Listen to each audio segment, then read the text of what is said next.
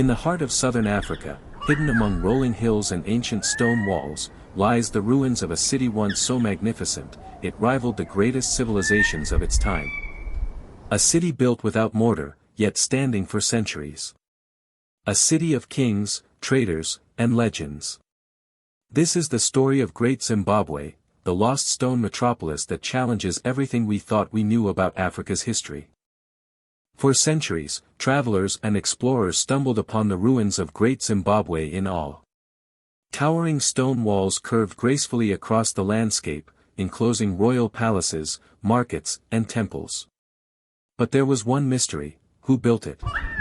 Early European settlers couldn't believe that Africans could construct such grandeur. Instead, they spun wild theories, that it was built by ancient Phoenicians, by the Queen of Sheba, or even by wandering Arabs. But the truth is far more powerful. Great Zimbabwe was built by Africans themselves, over 900 years ago. Around the year 1100 AD, in what is now modern-day Zimbabwe, a powerful Shona-speaking kingdom began to rise. Rich in cattle, blessed with fertile land, and sitting on trade routes linking the African interior to the Indian Ocean coast, this kingdom grew rapidly. At its heart was Great Zimbabwe, the capital city. The city sprawled across 7 square kilometers, housing an estimated 18,000 people at its peak. Its builders were master stonemasons. Using granite blocks carved from the hills, they stacked walls up to 11 meters high, without a drop of mortar. The most famous of these structures is the Great Enclosure, the largest ancient structure in sub-Saharan Africa. Imagine standing inside those walls, hearing the drums of ceremonies, smelling the smoke of fires, seeing cattle in the courtyards, and markets bustling with gold, ivory, and iron. Great Zimbabwe wasn't just a city, it was an empire fueled by gold.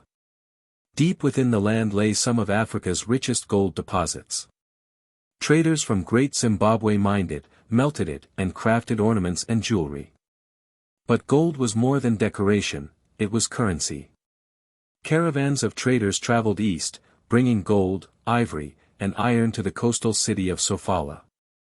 From there, goods sailed across the Indian Ocean to Arabia, India, and even China. In return, Great Zimbabwe received glass beads, porcelain, silk, and spices.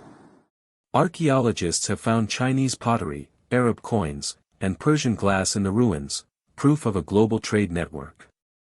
For a time, Great Zimbabwe was a hub of wealth and power, a true African superpower. At the top of the city, perched on a granite hill, was the hill complex, believed to be the royal palace. From here, the king ruled as both a political and spiritual leader. The king was said to be semi-divine, a figure who mediated between the people and the spirits of the ancestors. But life in Great Zimbabwe wasn't just about royalty. Ordinary people lived in circular huts made of clay and thatch. They farmed millet and sorghum, herded cattle, and practiced iron smelting. Women brewed beer and crafted pottery, while children played in the courtyards. It was a thriving city full of energy, culture, and tradition. When Europeans discovered the ruins in the 16th and 17th centuries, they refused to believe Africans had built it. Colonial writers claimed the structures were the work of outsiders, Arabs, Jews, or even biblical figures. Why? Because admitting Africans had built such grandeur challenged the racist ideologies of the time.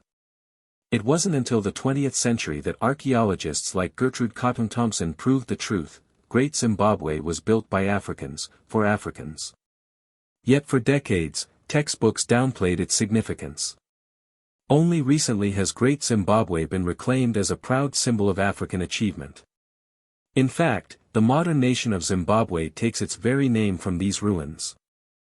Today, Great Zimbabwe is a UNESCO World Heritage Site.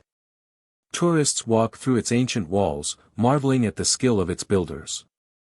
Local communities tell stories of kings and ancestors, keeping the spirit of the city alive. But Great Zimbabwe is more than ruins.